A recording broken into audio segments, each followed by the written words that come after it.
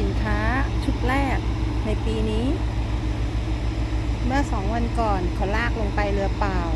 วันนี้ลากสินค้าเต็มลำมาเลยนี่คือเรือโยงลำแรก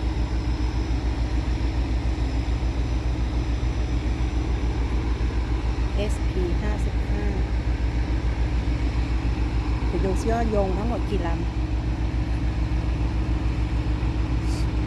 หยุดปีใหม่ไปนานเลย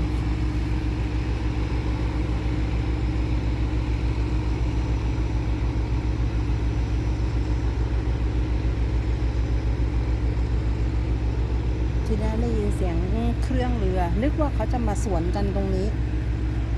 เพราะมันเคยมีเรือมาสวนกันตรงนี้พอดีเลยมันเป็นจังหวะ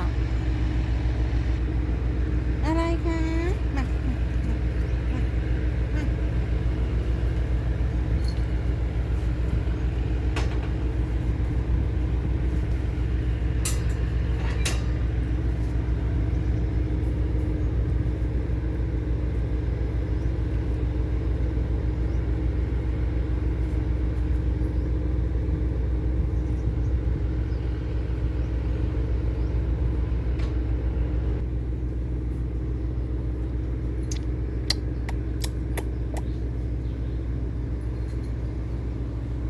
นี่กี่โมงกี่ยามกันแล้วเนี่ย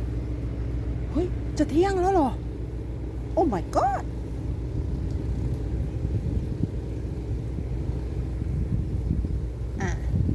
เชือกห้อยไม่มีเรือค่ะ